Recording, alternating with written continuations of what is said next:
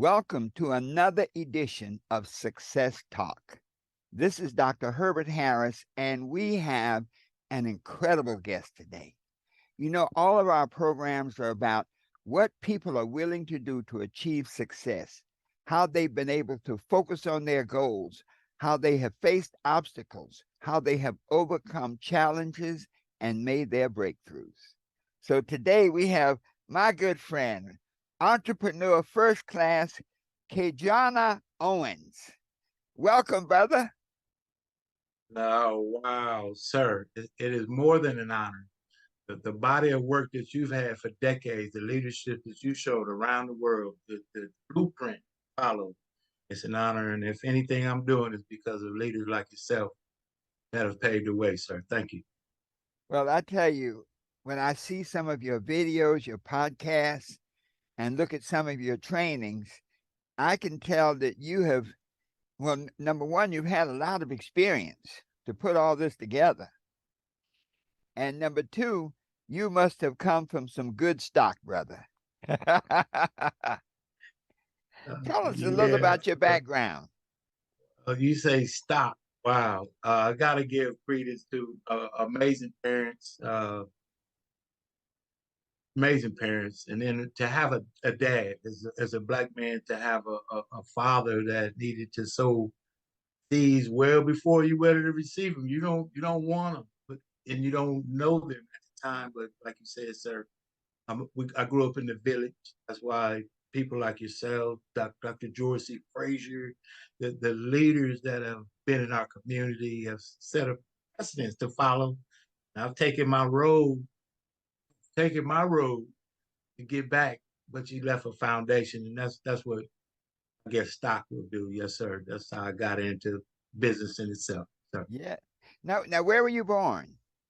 I was born in Los Angeles. I grew up in Pasadena, California. My parents moved to Altadena, California, when I was around 7, and from there, just the culture of Pasadena, friends grew up right there. It's been a really, really rich culture of ownership. So I just grew up in an environment of owning your own stuff. Mm, and that's important. I think that's something that so many of our people have gotten away from. If you will say that we gotten away from so much of our unique culture of uh, people, our music, our sharing with each other. You know, isn't Mr. Owens' boy, right? You get you right back on the path. We lost that. Now, when you kind of do that, the parent is mad at you for talking to them about the child that's out of whack. Well, you know, good brother, when I was a kid, my mother came home from school. My mother was a school teacher, and the neighbor had seen me walking across the outside of the bridge. You know, it had a bridge over the train track, and I got outside the rail. And the neighbor saw me, chastised me, and gave me a spanking. And then when my mother came home, she told her. And my mother, I said, well, Mom, let me explain. Let me explain. My mother said, no. She gave me another spanking first before she even heard my explanation. She said, that was because Miss Smith had to spank you. So the fact that she felt enough or were concerned enough to check you, then you must have really been out of line. So I'm going to give you a spanking first, and then I'll hear your explanation and maybe even give you a second spanking. Yes, sir. They changed that village into like neighborhood watch. It wasn't neighborhood watch. It Mm-mm. was neighborhood love. It was Mm. neighborhood concern. It was neighborhood support. It was neighborhood belief. It was neighborhood. It was neighborhood. And then watch became I want to catch you. Mm. The other bit was I want to help you. When we got away from want to help you to want to catch you, people started right. So here we changed the culture of support to a culture of isolation, if you will. Mm. Mm. Mm. Now, do you have brothers and sisters? Blessed to have many brothers and sisters uh, from another mister and another mother, but no biological. No, sir. So I got to be a little self. So me too. So we're both only children. Yeah. All right. All right. and, Yeah. and, and, you know that's very interesting because it, being an only child really, you don't have to compete with anybody else for attention. and so No. and so often your parents can just nurture you. Wow. It is. And as a kid, you don't know it, you don't understand it, and kind of guarded from it. That's why the tooth fairy, you don't know where that came from. Santa, right? You got all those things in there, and you're in a cocoon of support. And as the only child, they get to sew in all of the support into one, which as a child is too much. You don't want all of it. It's disperse some of that stuff so I can get away with some things. Uh-huh. But Uh-huh. to be able to get that. And as my dad would always say, no matter what happens outside of this house, I want your Uh-huh. foundation to be strong. So if you sway, I want you to be able to adjust. But the main thing I want you to do is have a foundation to adjust from. Mm. Now you have some beautiful phrases. A cocoon of support. Wow. You know, Did we write that down now? I Here it is. I sure did. I sure you see me go for my pen, man. That's our book. That's our That's it. book right there. The Yeah, cocoon of support. And that goes through so many areas, man. Now I see that you're an entrepreneur and you're a network marketer. And absolutely. Yes, sir. I think one of the keys to success in network marketing is that cocoon of support.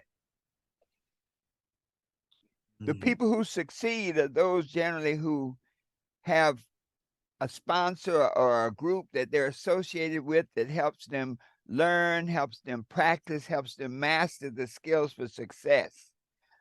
Have you always been an entrepreneur? I I think so. I really you have to go back and experience what Mm-hmm. move you've been to kind Mm-hmm. of see why you are, if that Mm-hmm. makes sense.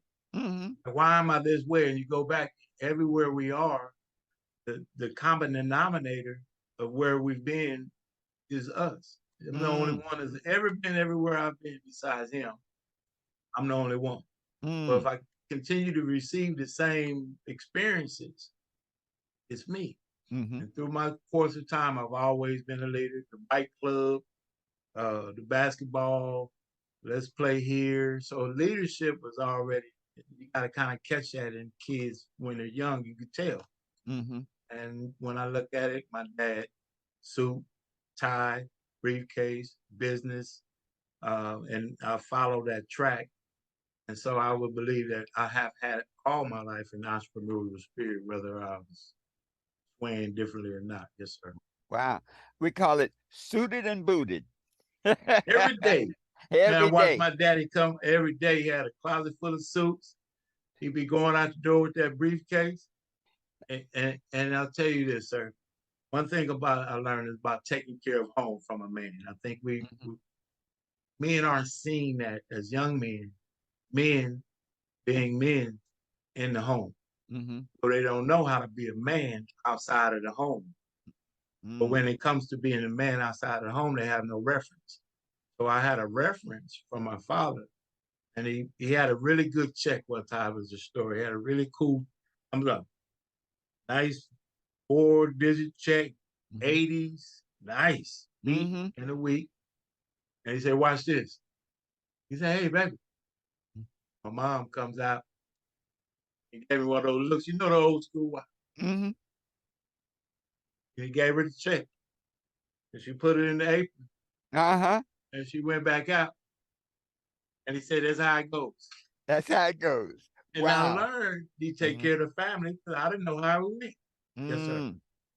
Now, what type of business was your dad in?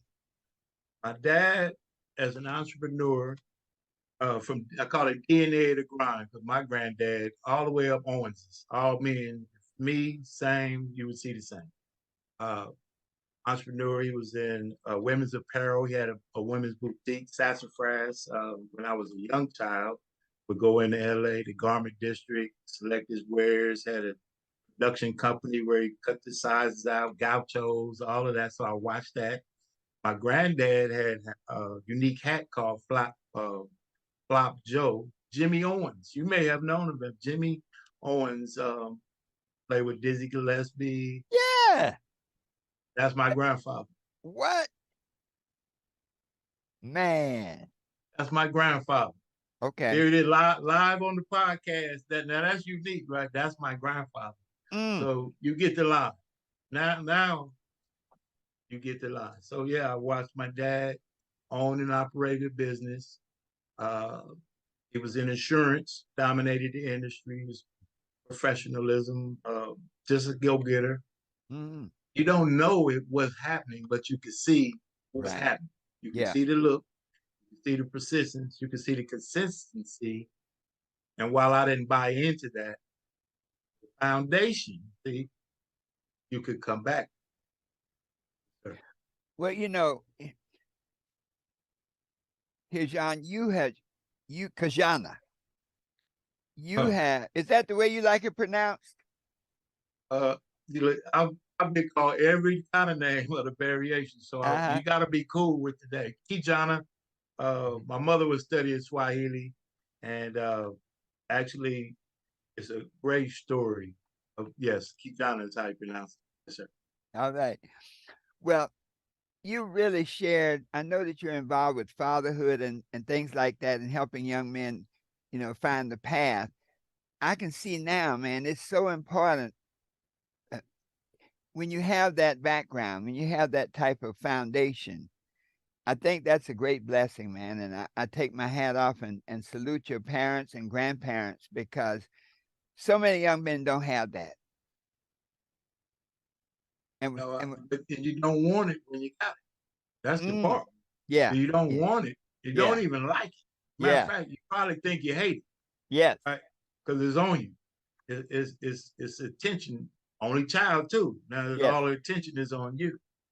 So I've taken my routes to. I went to the Marine Corps. My dad said, "Why?" And if you're gonna go to the service, why not the Air Force? uh-huh, I'm a Marine. You're rebellious to a degree, right? uh-huh, And over time, though, that foundation. I didn't like suit. Didn't uh-huh. want to wear it. He did. I'm trying to be totally opposite until you become exactly what you've been becoming from the beginning. Yeah, that's Yeah. it. Well, it's almost like a full circle. I think as a young person, you see that structure, you see those things, and you're like, I don't want to do that. Everybody, and the funny thing, KeJohnna, is other people had a different experience. And so you look at them, you're like, man, I want to run around like them. I want to do what they do. And your parents are like, no, it's not that kind of party. Here's a strong and powerful version of how my father would share that. So we were given the free will of freedom, but we had the opportunity to take the 40 acres. Some received. Hmm. They had the land, they, right? Instead of cultivating the land and being country, wanted to go to Detroit and Chicago and be city.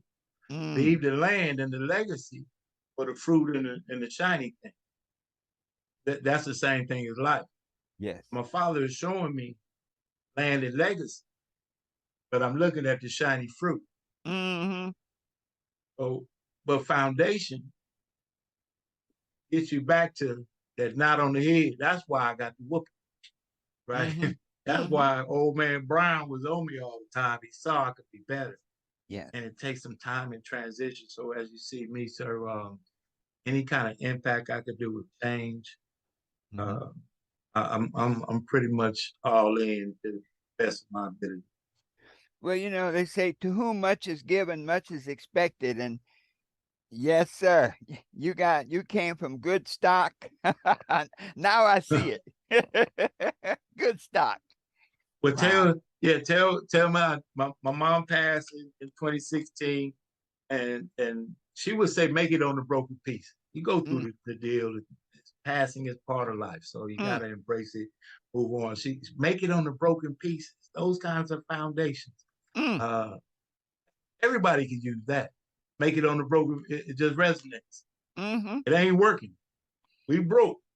We don't have it. The Mm-hmm. car don't work. And as you say, sir, and your 12 laws, I was driven straight to the law of action. I The, got you. the law of all the other things, but without the action, it's nothing. Mm-hmm.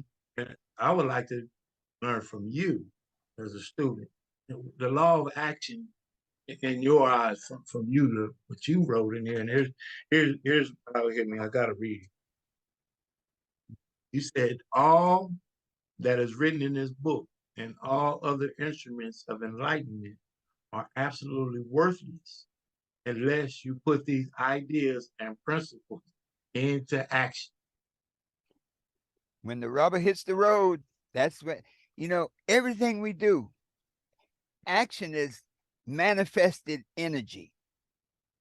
You know, when you look at the difference between kinetic and potential energy, potential is the energy is to have all the knowledge, have all the hopes, have all the dreams, and to sit there with great potential. George Fraser used to talk about all the uh, the brilliant ideas in the cemetery. That one of the most fertile places with more ideas and dreams is the cemetery. And so potential energy, potential possibility, we all have. That's our God-given gift.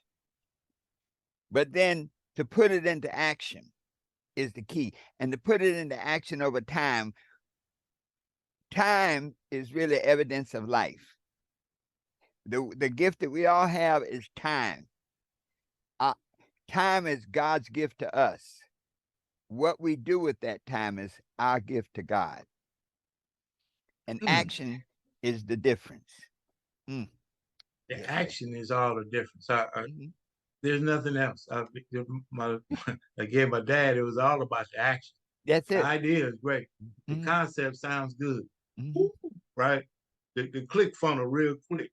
Yes. Sell 1,000,000 books right quick Yeah. over the internet Yeah. with the thing, right? No, it's the work. Eddie J said it in a great way Uh-huh. when he had wrote.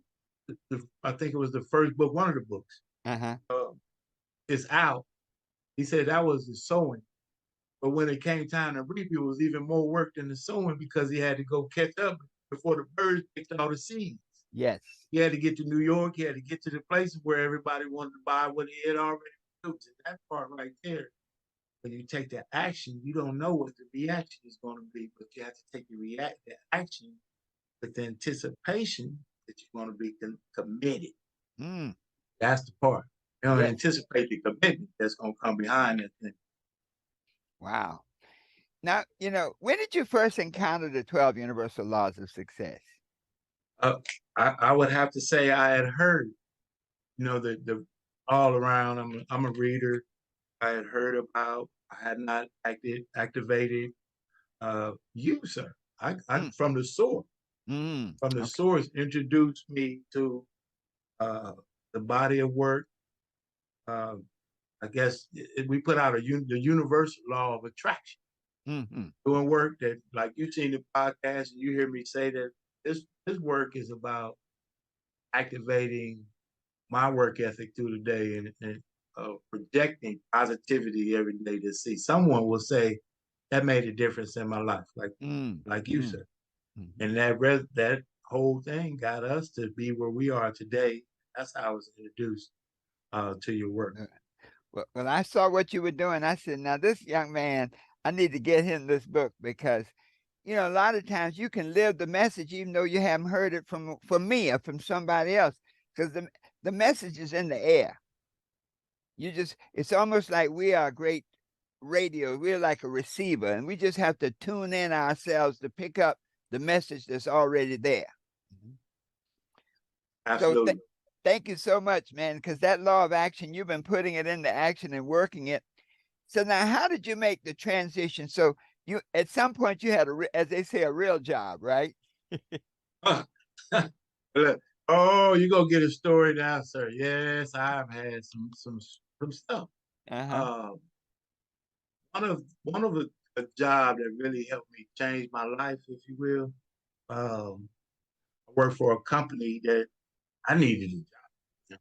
And I've had a family. This was I needed to work. You know how we need to work. So a friend of mine got me an opportunity to do an interview. I don't believe that anybody can get you a job. You are the one that sits in the interview to prove yourself worthy to be hired. I proved myself worthy to be hired, but it was a long way about it. They were hiring for a storehouse, in the big old warehouse, forklifts, all that. I don't know anything about any of that at all. So I was already at odds, but I needed a job. So I told the man I'd work, I learned, I'd be early, I'd stay late, and all of the in between. And while he respected that, he said, well, everybody kind of says that. But what I'm looking for is someone's going to have to also take care of the dog. The owner had 5 pedigree bird dogs, and nobody really wanted the job because you had to do that too. And I Wow. had this pensive look, and thank you for allowing me to share this story. It's powerful. He said, well, I get it. Nobody else wanted it either. Like, no, no, no, sir. I'm thinking of what you could call me. I said, what do you mean? I said, I got it. You can call me the man with the golden shovel. It was a wrap. Uh-huh. Yes, sir. And I took that job. I had benefits. I learned them tools.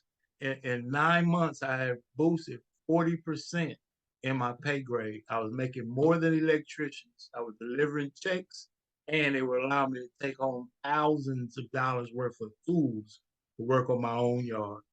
And that's because if you're willing to do the work that no one is willing to do, there's room for you. Wow.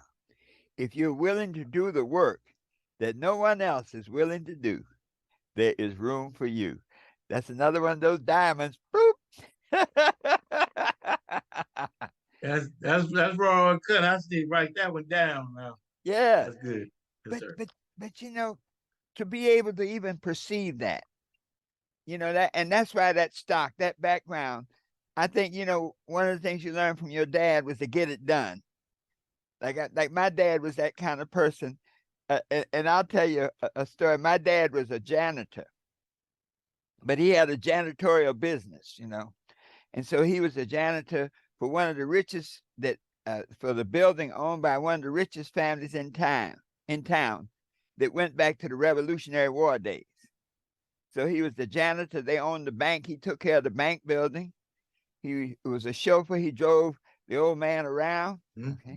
And then he had all these little businesses downtown. I grew up in North Carolina, in Wilmington, North Carolina. So he had all these little businesses. And this is during the days of segregation.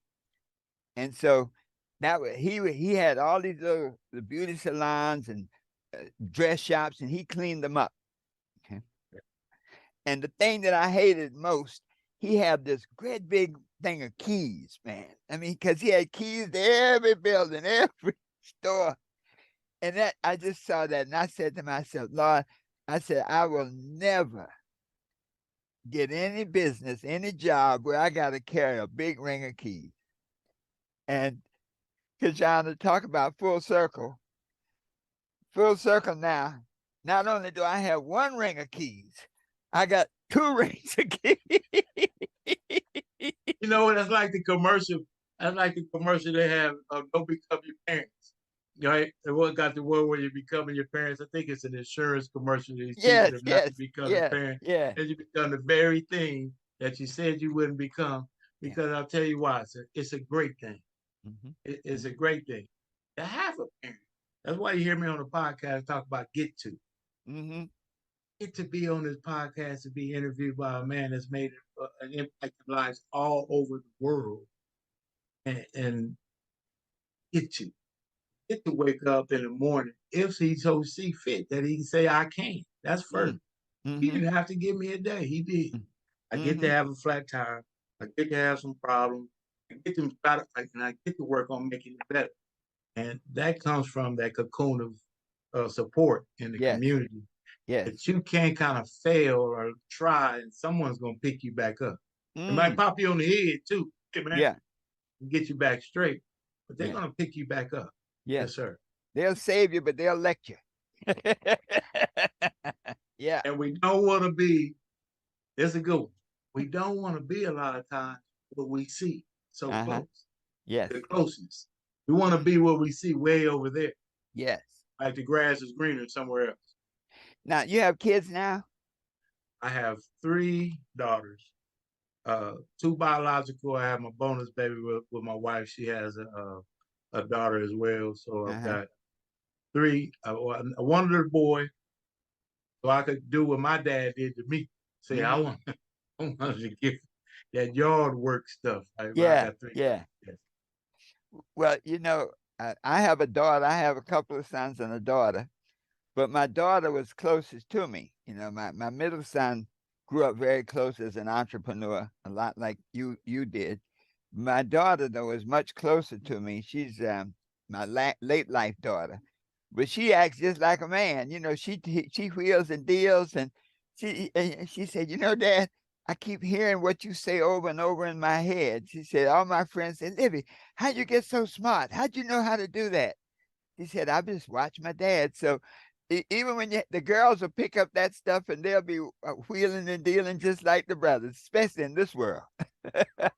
So what that says is what my dad had told me, and this is why I think that how you think the parents don't know it. They don't know what you talking about. They don't know what you talking about.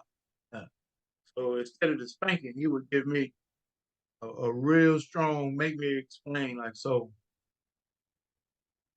From here to the house, you're supposed Mm-hmm. to go straight to the bus stop. Mm, But from here to the bus stop, you decided another decision. What mm, happened at that time? We gotta mm, have to talk about that. mm, Who decided you were gonna get on the bus? So to describe it and talk about it really made a difference. But he would say this. What I'm talking about now, you may not understand, but the teacher will only appear when the student is ready. mm, That's how those lessons come so far back around. Way mm, long time ago. mm. Wow. And he told me that. It's beautiful when it comes back like that, isn't it? Like a boomerang right in the Mm, back of the head, too, right there. mm. Um, like when you leave the house, the Mm-hmm. one mission is to get back to the house. Wow. You're black. I'm 7 years old. What is he Uh-huh. talking about? Yeah. But look at the news today. Yeah. Yeah. Yeah. Isn't Yeah. that powerful? Well, a black child and a white child have a whole different experience. And see, I came up in the days of segregation, and that was my mother's. Your words were always get back home. Whatever you do, you make sure you get back home. And man, that's a life lesson right there. That's a life lesson right there. When you're out in the world, my mother used to say, always get back home and always know somebody's watching you. Hey, and there's look now the thing about navigating back home is still rules that you shouldn't do, that Mm-hmm. you might have to do to get back home. And you made Mm-hmm. it back home. I told you don't do that, right? Uh-huh. Yeah. I Yeah. had to. That's how I got back. Yeah. Yeah, you gotta still follow the rules. Like Mm. don't fight this and that. You know what I had to fight? It's such I miss that community. You don't see kids playing anymore No. in the neighborhoods, and that's why my calling has been to synergize people with the opportunity to put themselves where they could personally develop, Yes. and they don't have a system of personal development. And most times we haven't recognized that we do have a system, like at work, but we Yeah. can't apply it to ourselves. Yes. Never late for work, ever, Right. but can't make it down the street on time for something else of our own. Wow. Now that's powerful. That's powerful. Now, when you made your transition, well, let's ask you this. I like to ask, what is the one of the most challenging situations, one of the big obstacles that you faced in life, and how did you overcome it, and what did you learn from I'd have to consider what chapter of life to speak of. What was what part was hard because it keeps being a challenge. See, that's I think people want the challenge to end. There's it? another challenge. There's Hmm. another challenge. Unless we get to what I consider the plateau of comfortability. Mm, You could be through today. Mm-hmm. You don't have to be interviewing, Mm-hmm. writing books, sharing philosophies, helping folk, none of that. Mm-mm. But you aren't through. And developing myself, one of the hardest parts, I take becoming, knowing who I wanted to be. Mm. That was one of the times. And once I kind of found who I really wanted to be, I was introduced to a world where they look like this, Mm-hmm. and I was not in that world. My dad introduced me to the one black suit. You must have a black suit. Mm-hmm. My challenge was meeting, getting in environments where I could grow. I was tired of my environment. Uh, and I was introduced to an opportunity to meet Dr. Frazier, 2012, uh, Frazier Net Power Networking Conference in Dallas, Texas. Mm-hmm. Had no money, had no business cards, had a vision, Success Express Marketing Solutions. I knew I could do great work for companies. I knew I could do branding. I knew I had an ability to speak for companies that they may not be able to save. Mm-hmm. And the boost for $900. I couldn't afford one. I had no car. Mm. Action. And I took two clients that wouldn't pay for a booth either, but we were there and I was everywhere. I met Mr. Frazier, and I said, I never want to leave this room or this opportunity for developing myself ever again. I've always been on that. That was a challenging part, to use what I had. And that's in Mm. my book, to achieve what I desire. I have nothing but passion. Mm. Well, I'm losing George my is. house. I was foreclosed. Woo-hoo! Whole bunch of little salt and pepper stories in the gumbo pot at Mm-hmm. that time. But I believe, and here's what I'll say to people: show up. Show Gotta up. show up. Gotta show up. Yes, sir. And that helped you come through. And I guess you're also saying being around other people, because George has been through it. George and I go back, man, to the 80s. And George, his first book was it was called The Success Guide. And it was a catalog of black businesses all over the country. And I was working for Reverend Ike at the time. I worked for Reverend Ike for 2 years. I was his head of the Science of Living Institute. And Reverend Ike saw it and he was so impressed. He said, I need to meet this guy. And so I ended up going to meet George and saw that book. And it was such high quality. I mean, it was like polished paper, beautiful, glossy cover. And when I first met, he had a vision at that time, man. I said, we were super impressed. And as a matter of fact, because George and Tony Brown, remember Tony Brown's journal on TV, we ended up moving to Cleveland. So I lived in Cleveland. As a matter of fact, the 12 Universal Laws of Success were written in Cleveland. Yes, I moved to Cleveland, and Didn't know and that. yeah, I lived there 4 years, and it took me 2 years to write the book there.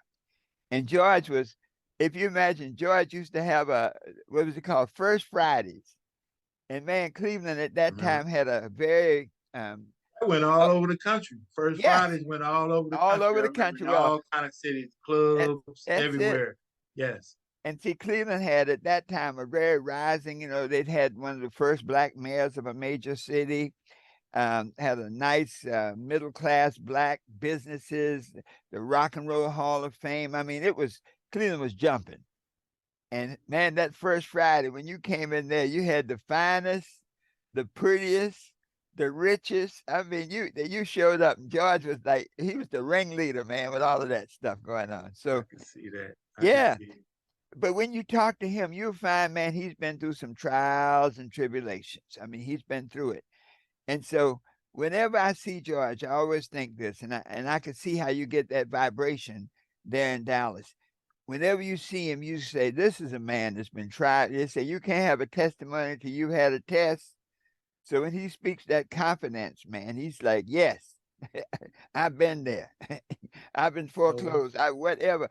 I have gone through it. And so I am, there was no mystery why you were attracted there and why that was a turning point.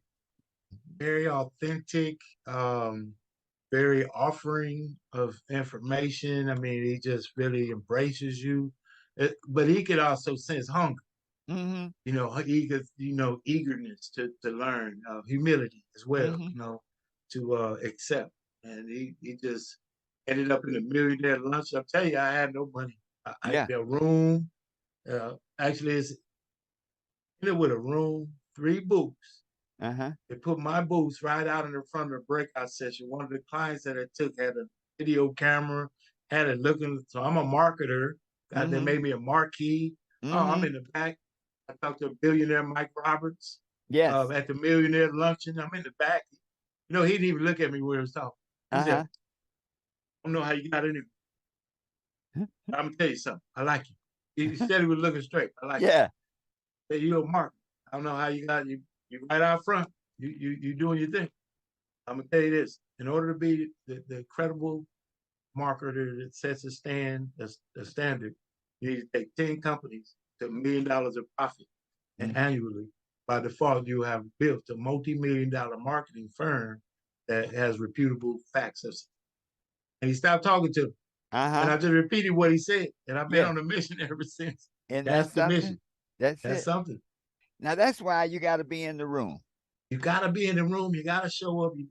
If you, I anticipate opportunity. I used to say I didn't expect, but I do start to expect now. I expect that I'll meet someone like yourself. I expect that I will be in the right place at the right time Mm. Mm. if I go. Yes. Now, that was one of those things that you overcame, and that's where you stepped out on faith. Now, what do you consider your greatest victory to date? Now, one of the things I say is this. I like to look at life as a stair step. And when you get to that, you had a nice term of that level of comfortability. What you call it? You had The cocoon of comfort.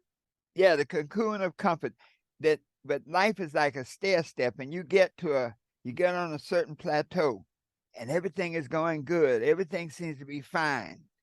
But there's something inside. It's almost like all of us are eagles inside, and no matter how comfortable it gets, how sweet it gets, there's something you keep looking up to the next level. There's something else up there beyond the sky, something else. And then you get uncomfortable now, like, all these possessions, I got this, the cash, I got that. It's like when the Beatles started making money, they're like, we need to be more spiritual. Let's go and study with a guru.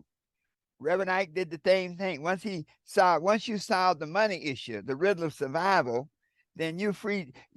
Some people get stuck in that survival thing. They just more and more stuff. But once you can solve that riddle of survival, and that by the way, that's chapter 8 in the book, the law of value. Once you solve that riddle of survival, then it seems like there's always another mountain to climb. Seems like the more you can see, the more you can be. Once you travel to the Caribbean, somebody tell you about Egypt. Like, man, I need to go see the pyramids. Once you see the pyramids, somebody tell you about the Great Wall of China. You're like, man, I need to go see the Great Wall of China. And so it's a constant evolutionary process. So to date, what do you consider your greatest victory? The thing that you're most proud of accomplishing? I am most proud that I've become someone that people look at and say I could change. Mm. I read a quote a long, long time ago. It changed my life. It's two. One was Gandhi, be the change you wish to see in the world. Mm-hmm. I was not what I wanted to be. And I wanted to change. And but that comes to us. A lot of times we say, well, they should, and I wish they would. And if it was me, I would. Then you look in the mirror and say, well, and I've changed. And for someone to call me, I had a call from someone that said because I was on the radio some time ago, 2009, 2010, um, I got a call from someone that said that I had changed their life. Mm. I didn't know them. We hadn't talked, but that what God was working through me to make an impact in somebody else's life. That's one of the greatest things that you could say, that your life makes a difference in someone else's. Mm. Um, that's everything I do in business, everything I attach myself to. It just has to have some component that helps somebody, whether they see it like network marketing. They don't have to see what I'm talking about. As long as they see something for themselves, you Mm. can see something for yourself and you apply it. he's put me in position to do my job, and I think that's the greatest thing that any of us could do: bring a Wow. service and a value. Wow. Man, that's great. Now, you involved in the network marketing. I tell you, man, this is such an interesting conversation. Now, the company that you're with now, was that your first network marketing experience, or did you evolve through a few of them to finally get to this one?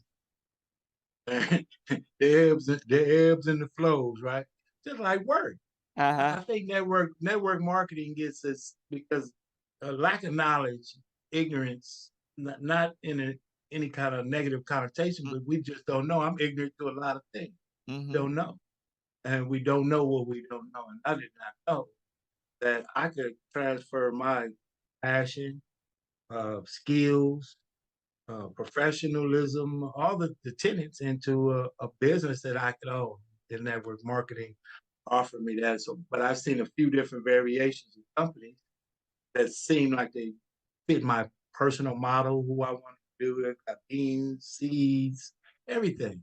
Mm-hmm. All about finding a model that fits what you do, who you Mm, are, what you would like to do, and mm-hmm. more importantly, network marketing. The most beautiful thing about it is it's a personal development program Mm, that has a high level compensation plan attached to it. If you can't set appointments, or you don't follow up, or you don't, as you said, the law, the law of action mm-hmm. works, nothing's going to happen. Mm-hmm. So the process of being able to develop and then show people that what you like to do, you should own Warren Buffett, Mm-hmm. right? If you use it, you understand it, you should own it. Mm-hmm. And now you get to own it from a standpoint of home base. So I think it's a smart template and a model. I think you need to find the right culture. It took me some time to find the right culture, the right leadership. Mm-hmm. It has the kind of who you are, if you will. Yes, sir. Mm-hmm. Now, what company are you with now? Planet Marketing. Planet Marketing is the marketing engine for the travel, the Coca-Cola, if you will, of the travel industry, which is IntelliTravel.com. Okay. Or IntelliTravel likened to it in Expedia or Travelocity or Kayak or any of the top line great engines out there, Mm-hmm. as opposed to going to .them, and Mm-hmm. teletravel affords an owner to go to .u. Mm, Same trip, the same boat, the same. You like Carnival, you like Legion, Disney, do it through you. There's a commission. So ownership is where that fits. And then Planet Marketing is the marketing arm, so you won't see it on television or advertisements because mm-hmm. the teletravel won't pay the millions of dollars to be on TV. Mm-hmm. Word of mouth advertising, personal development, and appointments Mm-hmm. with the compensation plan and the program. Wow. How long have you been with the company? I have been with this company right here for the last, what I say, did a relaunch Mm-hmm. here in April 21st of 2022. Mm-hmm. That's my restart. As you say, a little ebbs and flows, right? Mm-hmm. So a relaunch, connected with the leadership here, formed amazing relationships, flew out to Orlando, Florida for the international convention, and make sure that the alignment is in correct placement. So I can share with my friends, family, that it's not something that I see, it's something that I know. So, Mm, but I've seen this company now for 7 years, and I've been a part of this process. Wow. mm. Wow. Beautiful, beautiful. Well, I tell you, I'm a network marketer, man. That I tried. In network marketing, people tell your story, and I've been in 18 companies that I can remember. Okay, Mm-hmm. and I'm sure, like you, I always wanted to be free.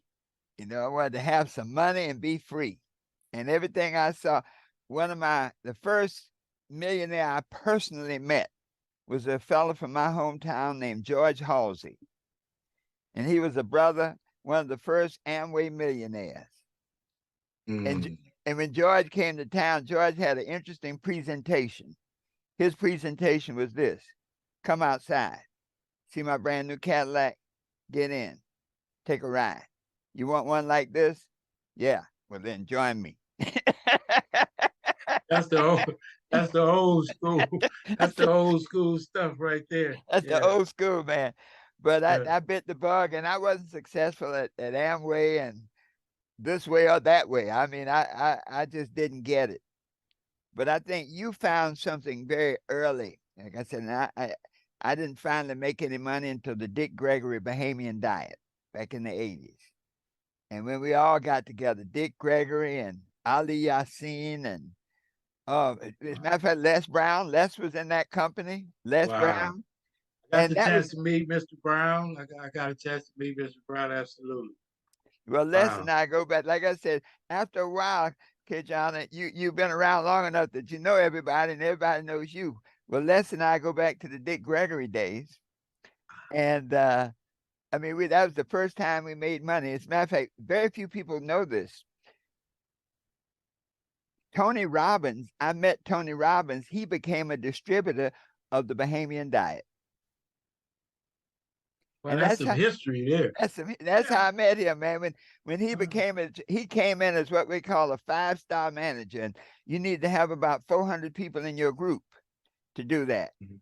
And he came in as a 5-star manager. And I wish I'd saved one of the old magazines. He was on the front cover of the magazine, and we all went to Tony Robbins. And we were all kind of starting out together. Tony was doing his seminars in the school ground, Uh, not in the hotels.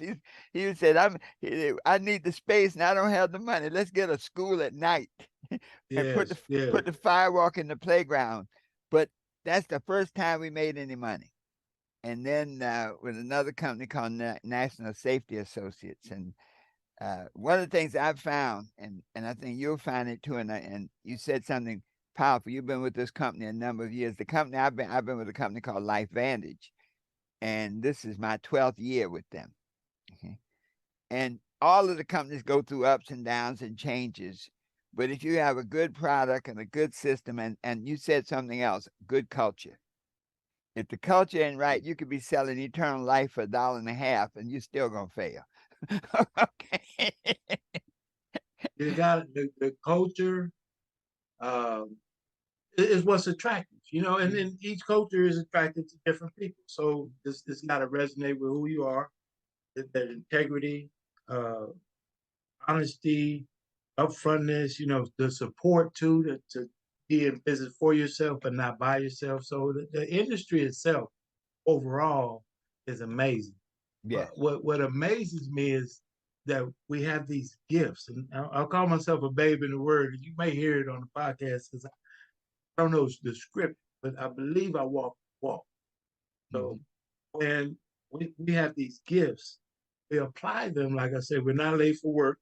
We're never late for someone else's responsibility, but for ourselves, Mm-hmm.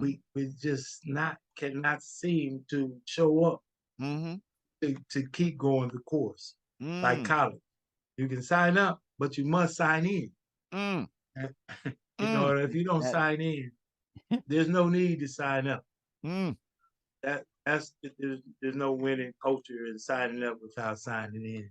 Mm. And I just connect with visionaries um, that have the passion to help other people, and that's what the whole blueprint of network marketing is about. Mm-hmm. I look forward to sharing the information and allowing people in a professional environment to make a decision. Mm-hmm. People think it's a sale, but if you don't know what to turn down, Mm-hmm. why would you turn down what you don't know? That's it. That's it. You give people the opportunity to see what it is, and then you go from selling to educating. When you educate somebody, like you were sharing about travel, it's like you're going to travel anyway. So why not get paid to travel? That's such a simple. I tell people, I say, I want you to think about it. When you go on that deal, Uh-huh, commission. uh-huh, Now you can do the same thing on that you, and uh-huh, there's a commission. They uh-huh, just go different places. Which one uh-huh. would you rather the commission go? There you go. Dot Some you, I material love we're it. talking about so you can make a decision. Yes, sir. Well, Oh I man, have two more questions. Number one is, where do you go from here? What's the next steps in your journey? I am looking to develop a leadership model that impacts families, communities, mentalities. and network marketing as it is a great vehicle. I want to use the vehicle to give people the empowerment personally that, man, I can own my own, I can learn professionalism, and it's a minimal cost factor to own my own business. And now in travel, especially for people like myself, I hadn't seen a lot. You can take the team to Brazil. People have, once you see something, Mm-hmm. mind can't retract. The great leaders told me one time, once the mind expands, it can't retract. And I believe that travel offers something that no other industry kind of can. Once you can go where you need to go. Mm. That's Beautiful. my mission, is to make an impact in the vehicle, is being able to talk to people, share Yes. with them that they could do something more than what they thought they Wow. And so, what message would you have? I have an interesting. What message would you have for your younger self now that you're where you are? What message would you have for your younger self? could. Right, yeah. What would you tell yourself? Stay the course. Stay the course. I would tell myself to just stay the course of the leadership you're on. You Mm, know, use a little more humility, mm, to not know what you don't know.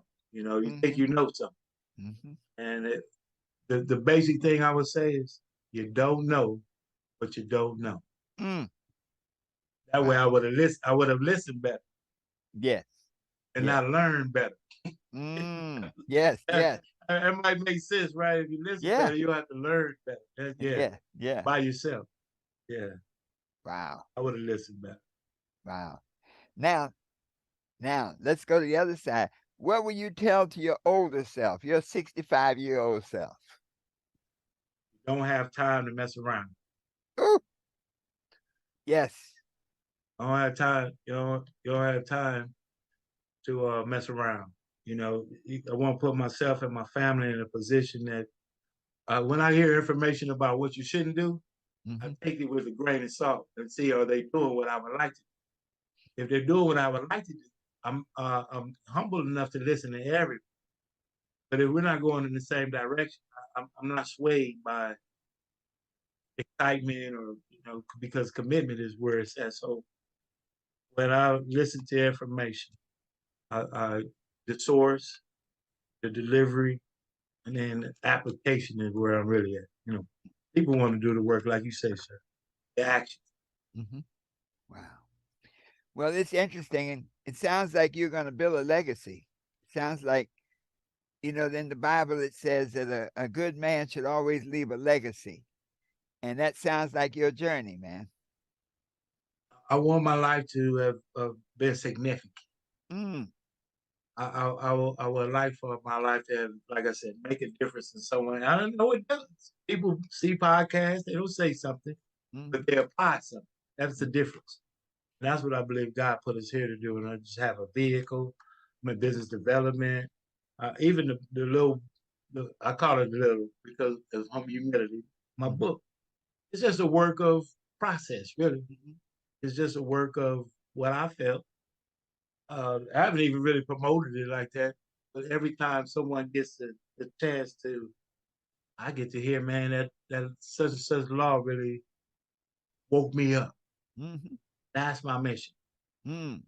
and I Now, have a vehicle, mhm. and I should have it. Well, I was looking at the 7 keys to success, practical principles for personal achievement. When did you write the book, and what made you write it? You know, I was looking to share the work, but really what I was looking to share, because when you talk, you have no credibility without having something that gives you something tangible. Sometimes, and people could say, where you get your information from, right? Oh, I was inspired by Johnny Magnificent, Johnny Mac, Dallas, Texas. He's an author coach. Hmm. Walked me through the process to self-publish, Hmm. and just really give me some boost on how to put the theme together. And I just want to tell people about practical principles, starting now. Hmm. I want to start the company, and I need this. I use lawn and garden because everybody can cut grass. Hmm. You got a rake? Got a rake. You got some trash bags? Got a trash bag. Got a lawnmower? Got a lawnmower. Got a truck?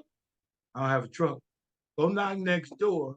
Tell them you got next door neighbor lawn and garden. You're running right now. Start now. Use what you have. Those two go together. Control what you know. Complete what you start. Execute your plan. Share your success. And ultimately, as I said, stand for something. What I stand for is making a difference in other people's lives. Wow. That's a great book, man. You need to promote. Ah, That's a great. But you know what? When you go through those 7 steps, it's so logical. It's so practical logical. principle for personal achievement. I didn't want to. I just build stuff. He Just said that we're not going to deal with it. Let's just deal with what you need. You're on the river of life. Your boat is going to move. You can either go with the tide or against the tide. You can either let the wind blow you over or blow you ahead. red pill or the blue pill for the matrix, right? Hey, look, they got the job. You hate. You said you hate the job, Yes. but that's the blue pill. You can stay there. You got the job. You hate it. Red pill says you can fly high, do all. They got a place called Abu Dhabi. Uh-huh. It's a place. I've Uh-huh. never been there, but in the red pill, it's available. Uh-huh. But it's some work. That's the thing. Now I know this. We do what we know, You do but what we what we know. don't know, that's what hurts us. Yes. It's not what we know. It's what we Yeah. don't know. Yes. Wow. Because KeJohnna, I tell you something, man. I thank you so much for this interview. I really admire what you're doing. They say now they call me Baba. Like your senior, as the senior, the mature associate in this game of life. There's nothing more rewarding than to see a young man like yourself, who's taken up the reins to transform people's lives, who said they want to make a difference, who said they're willing to pay the price and take that action. So, any parting words for our gifts, for our guests, for the world? Any parting words? And then we'll wrap it up, man. thank you, sir. The opportunity, the words of encouragement, the leadership, uh, everything that you were doing is what I subscribe to do. So, you know, you're a mentor without knowing. This is what I'm saying. Nobody knows what you may be doing, but if you're doing good work, people are following. And I appreciate everything you're doing. If I could say a thing about last words, Mr. Steve Harvey, if he gets a chance, I got one of his ties. Mm-hmm. He's amazing leader because stepping out there and being different is hard. I will say this is my quote. Apply the level of the work you do, match the level of the faith you have.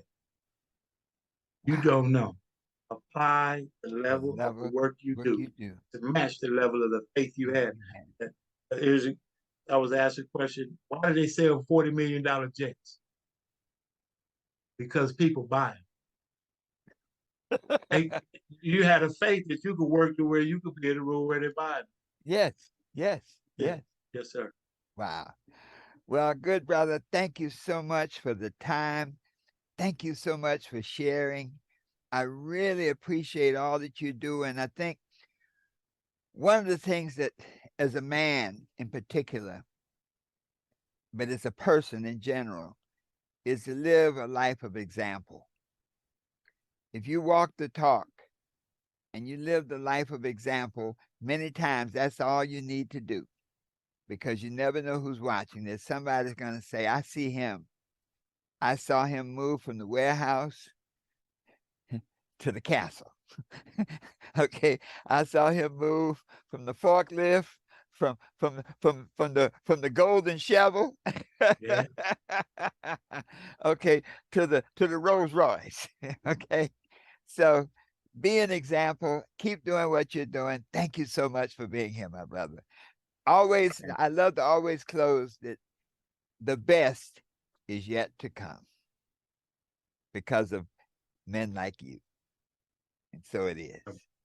I received that, sir. Salute to you. Thank you again for having me on. Thank you again, sir. Friends, folks, I tell you, this has been an incredible broadcast.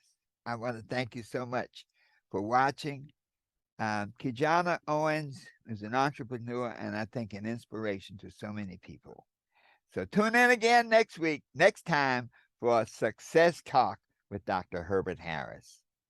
You can be what you want to be, do what you want to do, have anything you desire, always knowing that the best is yet to come. And so it is.